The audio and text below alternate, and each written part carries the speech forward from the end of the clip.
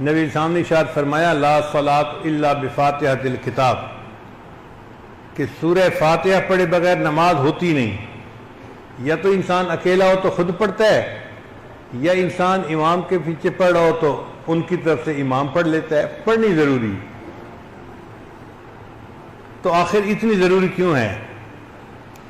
تو مفسرین نے اس کا جواب دیا کہ اللہ تعالیٰ نے جتنا کچھ آسمانی کتابوں میں نازل فرمایا تھا ان سب کا خلاصہ اللہ نے قرآن مجید میں نازل فرما دیا. پھر اللہ نے پورے قرآن میں جو نازل کیا تھا اس کو اللہ نے سورہ بقرہ میں نازل فرما دیا. پھر اللہ نے سورہ بقرہ میں جو نازل کیا تھا اس کو اللہ نے سورہ فاتحہ میں نازل فرما دیا. اس لیے فاتحہ نام ہے فاتحۃ الکتاب، کتاب کا اوپننگ چیپٹر، کتاب کا خلاصہ، کتاب کی سمری. تو چونکہ تمام آسمانی کتابوں کی تعلیمات کا یہ خلاصہ ہے، اللہ نے فرمایا میرے بندو تم نماز میں اس کو پڑھ لیا کرو گے تو تمہیں اس کا اجر نصیب ہو جائے گا. آپ اگر غور کریں تو فاتحہ میں کیا عجیب مضامین ہیں. سب سے پہلے ہم پڑھتے ہیں الحمدللہ رب العالمین. الحمدللہ رب العالمین کا کیا مطلب کہ اے اللہ سب تعریفیں اس اللہ کے لیے ہیں جو جہانوں کا پروردگار ہے. اور سچی بات تو یہ ہے کہ تعریفوں کا اصل حقدار اللہ ہی ہے. دنیا میں کوئی کسی کی تعریف کرے تو وہ تعریف حقیقت میں اللہ کی طرف لوٹتی ہے. آپ بتائیں ایک بندہ پھل کی تعریف کرتا ہے تو یہ تعریف کس کی طرف لوٹی؟ اللہ کی طرف جس نے پھل کو پیدا کیا. کوئی پھول کی تعریف کرتا ہے تو تعریف کس کی طرف لوٹی؟ اللہ کی طرف جس نے پھول کو پیدا کیا. کوئی بندہ اپنی بیوی کی تعریف کرتا ہے تو تعریف کس طرف لوٹی؟ اللہ کی طرف جس نے اس کی بیوی کو اتنا خوبصورت پیدا کیا. غرض دنیا میں ہم کسی بھی چیز کی تعریف کریں تو یہ تعریف کہاں جا کر لوٹتی ہے؟ تعریفوں کا اصل حقدار اللہ ہی ہے. اس لیے اللہ نے الحمدللہ کے لفظ سے قرآن مجید کو شروع فرمایا. قیامت کے دن نبی علیہ الصلوۃ والسلام کو اللہ مقام محمود عطا فرمائیں گے اور نبی علیہ السلام وہاں اللہ کی ایسی حمد بیان کریں گے نہ اس سے پہلے کسی نے کی ہوگی نہ اس کے بعد کوئی کرے گا. اور آپ کا نام آخرت میں احمد ہوگا اور آپ کی امت کا نام حمادون ہوگا.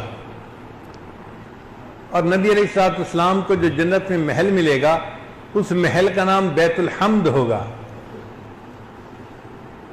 اور نبی علیہ السلام کو جو جھنڈا ملے گا قیامت کے دن اس کا نام لواء الحمد ہوگا. چنانچہ یہ امت نبی علیہ السلام کے قدموں میں جنت میں اکٹھی ہوگی اور اللہ تعالیٰ سب جنتیوں کو اپنی حمد بیان کرنے کی توفیق عطا فرمائیں گے. وقیل الحمدللہ رب العالمین. تو سب جنتی جو ہیں وہ الحمدللہ رب العالمین پڑھا کریں گے. فرشتے جو عرش کا طواف کرتے ہیں وہ بھی یہی پڑھتے ہیں. وَتَرَى الْمَلَائِكَةَ حَافِينَ مِنْ حَوْلِ الْعَرْشِ يُسَبِّحُونَ بِحَمْدِ رَبِّهِ. تو فرشتے بھی ننگے پاؤں اللہ کے گھر کا طواف کرتے ہیں، بیت المعمور کا، اور طواف کرنے کے دوران وہ بھی یہی پڑھ لیتے ہیں وقیل الحمدللہ رب العالمین.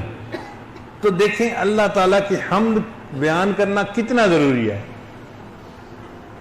پھر اس کے بعد ہم کہتے ہیں الرحمن الرحیم.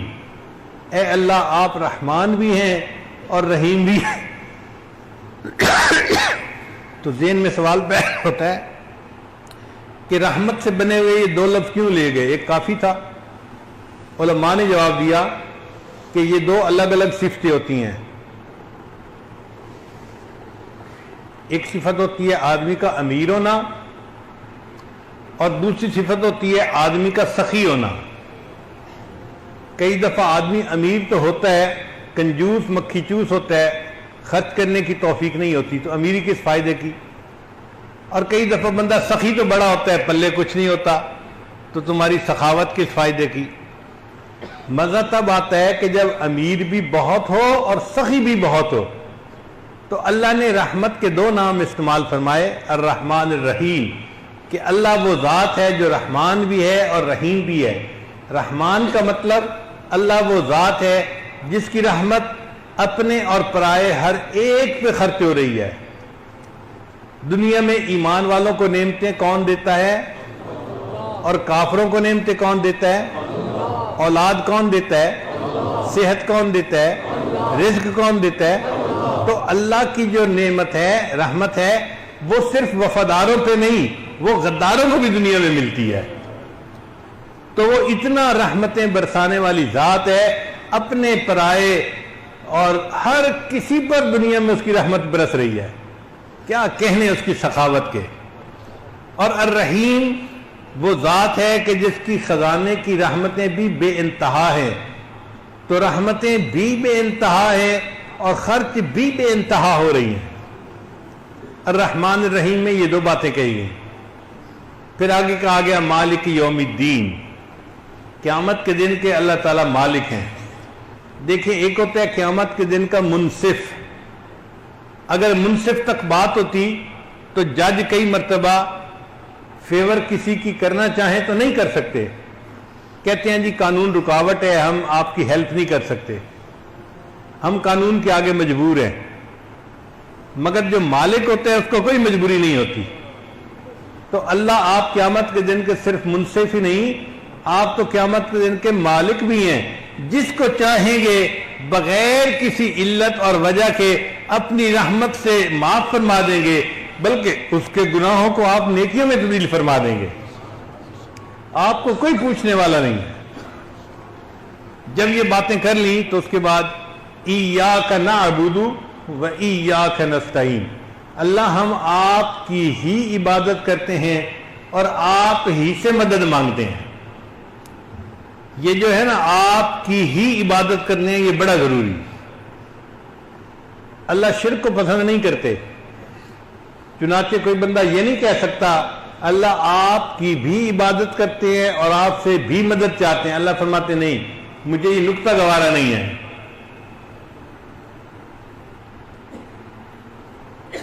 اچھا ایک بات سنیے، اگر کسی آدمی کو اس کی بیوی یوں کہے میں آپ کی بھی بیوی ہوں، تو کیا خاوند اس کو برداشت کر لے گا؟ وہ کہے گا نہیں۔ تم یوں کہو میں آپ ہی کی بیوی ہوں، یہ نکتہ مجھے برداشت نہیں ہے۔ ایک انسان ہے، اس کی غیرت اس شرک کو برداشت نہیں کرتی، تو اللہ تعالیٰ ہیں، وہ بھی اس غیرت کی وجہ سے شرک کو برداشت نہیں کرتے۔ فرماتے ہیں میں ہر گناہ کو معاف کر دوں گا، شرک کے گناہ کو کبھی معاف نہیں کروں گا۔ اس لیے فرمایا اے اللہ ہم آپ کی ہی عبادت کرتے ہیں اور آپ ہی سے مدد مانگتے ہیں۔ کون سی مدد مانگتے ہیں؟ اہدنا الصراط المستقیم، اللہ ہمیں سیدھے راستے کی رہنمائی کر دیجیے، کیونکہ دنیا میں ہمیں سیدھے راستے کی رہنمائی کی ہر وقت ضرورت ہے۔ تو آپ دیکھیے کہ سورہ فاتحہ میں کتنے خوبصورت مضامین کو اکٹھا کر دیا گیا۔ ان کو پڑھتے ہوئے بھی انسان حیران ہو رہا ہے کہ میں اللہ سے کیسی ہم کلامی کر رہا ہوں اور اللہ